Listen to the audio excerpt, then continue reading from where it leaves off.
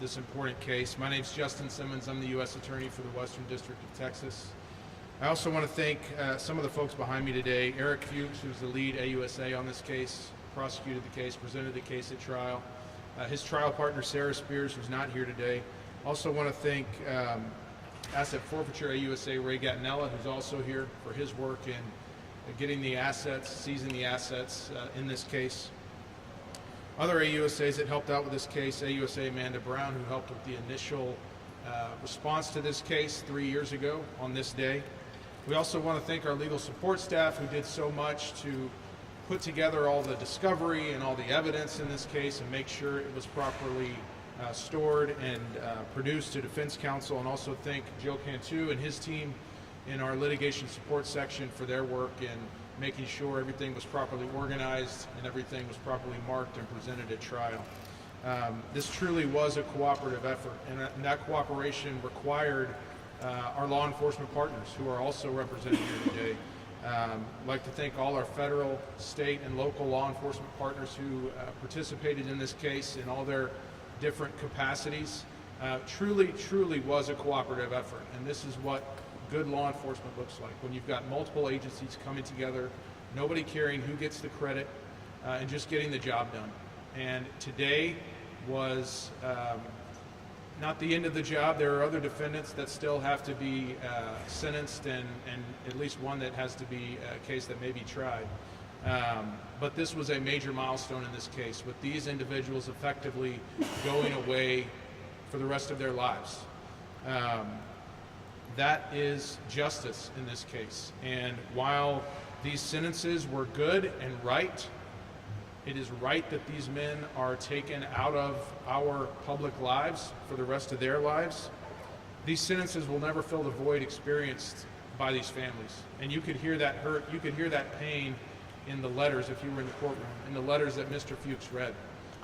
You know, I was sitting there. You think a lot about the victims and their families, but you don't think about all the spin-off consequences that the families experience. Mothers who now have to work a lot more maybe than they used to, so they're not seeing their kids near as much. Family members who experience so much stress at the loss of their loved ones that their own health deteriorated and they subsequently passed away. You just don't think about those things. And so those things are very important for us to remember. And while the sentences today will never completely fill the void that these men carved into the hearts of these victims' families, I hope it at least helps them a little bit with the healing process. I hope they can find solace ultimately in the fact that these men will never breathe free air again.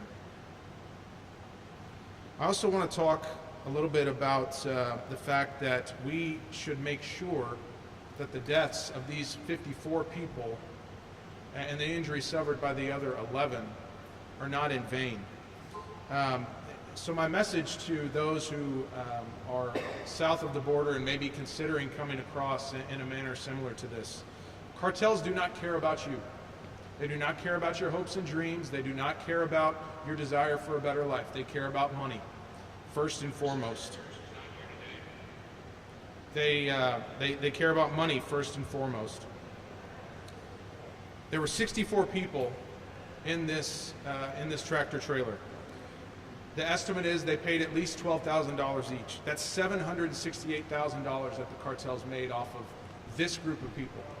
This trip alone, $768,000. They're still enjoying that money over there in Mexico.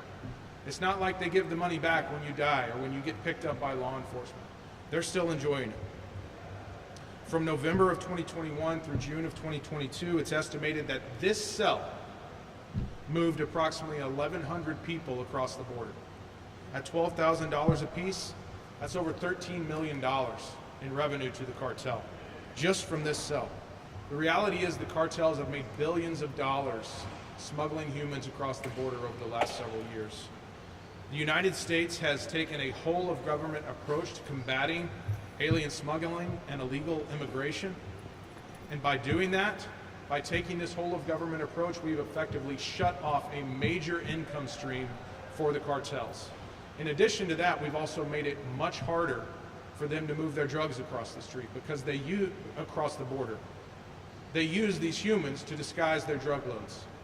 And because of our work, because of our cooperative efforts, it's much harder for them to move poisons like fentanyl and other drugs across the border.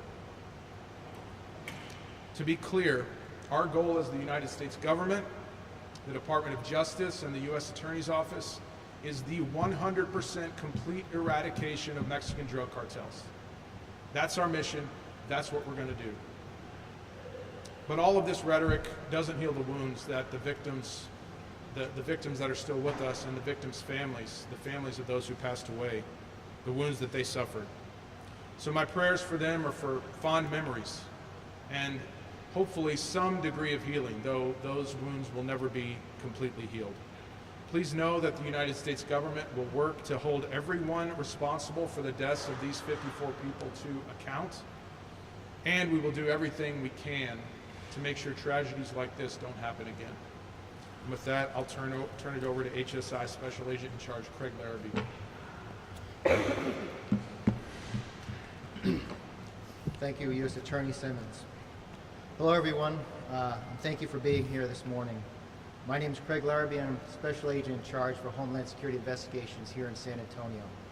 Today's sentencings are the results of a far-reaching investigation and a tireless commitment by HSI and our law enforcement partners to dismantle the deadliest human smuggling operation in U.S. history. Both defendants were central players in an organization that conspired to smuggle thousands of people across the U.S.-Mexican border. Exactly 3 years to the day, these men loaded 64 people, including children and a pregnant woman, into a tractor-trailer with no functioning air conditioning and sent them through the South Texas scorching heat. As temperatures inside the trailer soared, the conditions became fatal. In total, 54 people lost their lives, 6 of them children. These human beings paid thousands of dollars for a journey that ultimately cost their lives and ended in unimaginable tragedy. Today, Felipe Ordonez Torres was sentenced to life in prison. This is a just and necessary outcome for a man whose greed cost so many lives. His co-defendant, Gonzalez Ortega, was also dealt a significant sentence of over 87 years. Today, the American justice system prevailed. While law enforcement on our southern border has worked tirelessly and successfully to decrease illegal crossings, we cannot let our guard down. Smuggling organizations continue to adapt, using increasingly dangerous and sophisticated methods to avoid detection.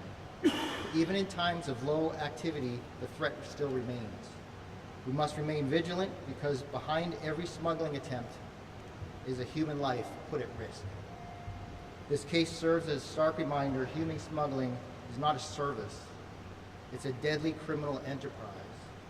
And HSI will pursue the smugglers relentlessly wherever they operate. No one who participates in smuggling of a human will escape the reach of our justice. I want to extend my sincere thanks to the agents, the attorneys, the support staff that made this all possible, as well as our first responders and the medical personnel and our partners at every level of government who contribute to this case. Through everyone's hard work that got us here today, we honor the memory of the victims and remain committed to our mission to pursue the criminal networks so we can prevent tragedies like this from ever happening again. Thank you.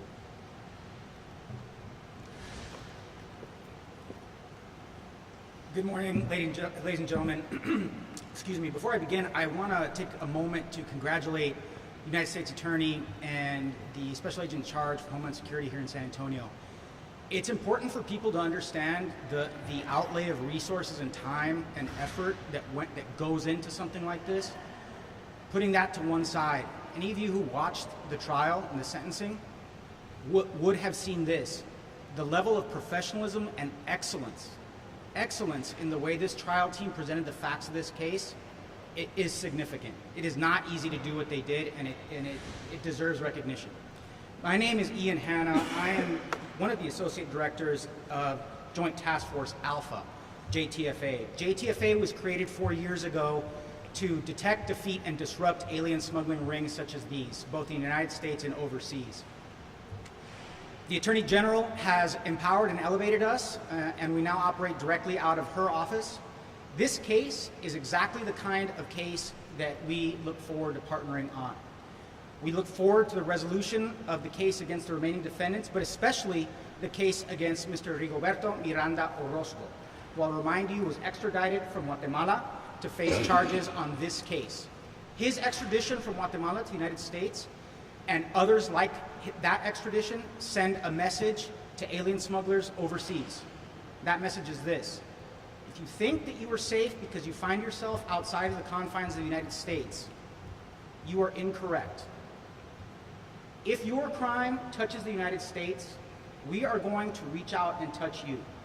We will devote whatever resources required to investigate you, to find you, and to prosecute you, either in the country where you are in partnership with our overseas partners, or extradite you to the United States to face justice in an American courtroom. I have some brief remarks in Spanish, and I'm doing those because it's important that this message reaches your audience, both in the United States and overseas. Buenos días de antemano a la familia, los familiares de los fallecidos y aquellos que sobrevivieron a la tragedia de este caso, nuestras condolencias. Esperamos que el resultado en este caso sirve para que ustedes puedan seguir su viaje en sanarse de sus heridas corporales, tanto como sus lesiones mentales y emocionales. Mi nombre es Ian Hanna, yo soy el codirector de la Fuerza Tarea Conjunta Alfa. Cadena perpetua. Cadena perpetua y más de 80 años, 87 años en prisión. Con respecto a los dos condenados, en este caso, justicia cumplida. Tenemos dos mensajes respecto a este caso. Primero, al migrante. Esta tragedia es un ejemplo de las horribles consecuencias que pueden suceder cuando confías a esta gente. ¿Y a quién me refiero cuando hablo de esta gente? Me refiero a los coyotes, a los polleros, a los líderes de las organizaciones transnacionales que se dedican a hacer rendir ganancias de su sufrimiento. Estas redes no les están ayudando. En realidad es totalmente al contrario, se están aprovechando de ustedes, porque el coyote, para el pollero, ustedes no son seres humanos, son cajitas, son cosas desechables. Así es de que, por favor, antes de meterse con esta gente, antes de encomendar sus seres queridos, sus hijos, sus hijas, sus esposas, usted mismo, piénsalo muy bien, piénsalo muy bien. Todo tiene remedio, menos la muerte. Segundo, para el delincuente, para el coyote, para el pollero, para el líder, los líderes de estos grupos.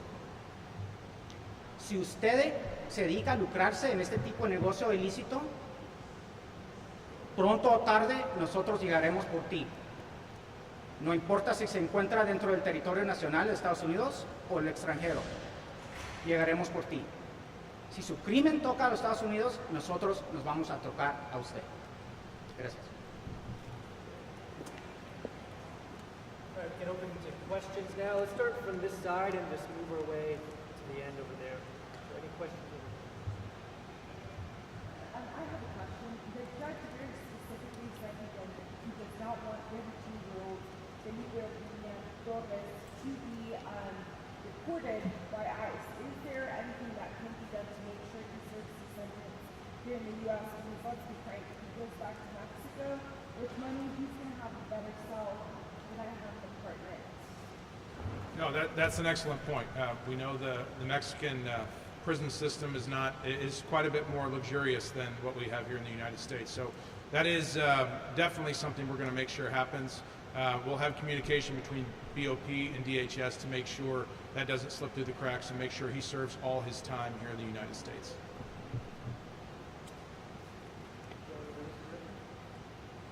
Any questions here in the center? Questions on this? I know there were some of the victims' family on the Zoom call today. Any kind of discussion with them afterward, after hearing the sentencing from the judge about how they're feeling? We read those very powerful victim impact statements, giving us a feel of the emotions that those families are currently going through. Any conversation shortly after what we just heard? No, we haven't had a chance to touch base with them after the sentencing. There were 14 different victims' families that I'm aware of that were present on the Zoom call watching. Some of them had given statements that we read. Some of them hadn't and said it was just too painful to even give a written statement ahead of time, but they wanted to be present to witness that sentencing. We're very gracious for the court for setting that up. That's a rare occurrence in federal court. But he made that so they could watch from Mexico, from Guatemala, from Honduras, and they did just that. Given the controversial nature of immigration in the United States, talk to me about handling this case and keeping the cartels accountable while still bringing justice to the 53 people who were traveling to the U.S. illegally. Well, I mean, I think that's exactly what we did. I mean, you hold the cartels accountable by making sure the guys who facilitate the movement of people here in this way go to prison for a long, long time. These guys will spend the rest of their life in prison. So that's what we're doing. And the message is also do not come to the United States illegally.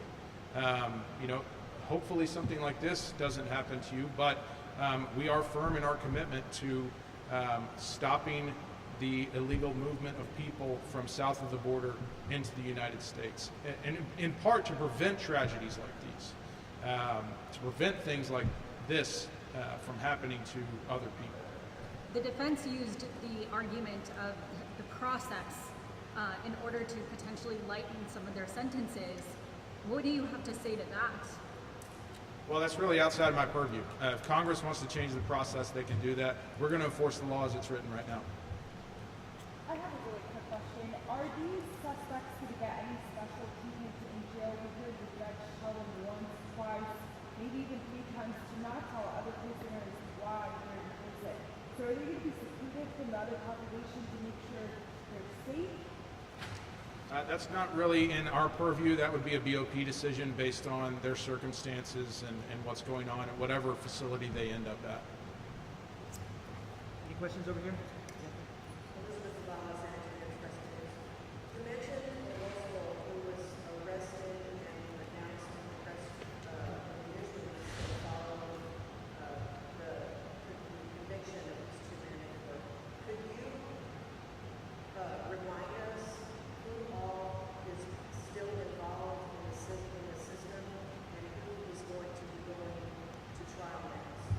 I'll ask Mr. Fuchs if he would address that. Mr. Miranda Orozco is the only one still pending trial that's unresolved. He just got here from the United States, I think it was back in March, or from Guatemala back in March, and so we're working through the discovery process and having conversations with his attorney to feel how that case develops. Everybody else that has been charged in this case, which I think was an additional 6 defendants, have pled guilty. Those sentences are all set currently in December of this year before Judge Garcia, and so we will wait and see what sentence each of them gets at that time. So there's 6 more. I did the number off the top of my head, but I've kind of thrown around that. Thanks very much. Thank you. Any follow-ups? Does the sentence today set a precedent going forward? I mean, given the fact that the judge commented that this was a life sentence for the 32-year-old? I hope so. I hope people take it that way as a warning, like do not participate in this activity. We will find you, you will be held accountable, and you will go to prison for a very, very long time. That's the message we want people who would consider this to hear today. Going once? All right. Thank you very much. Thank you all. Thank you. Do you have time if anybody wanted a quick one-on-one?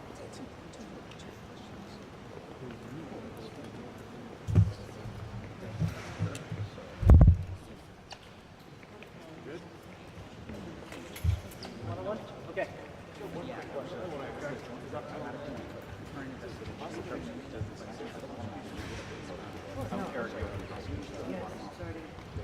No worries.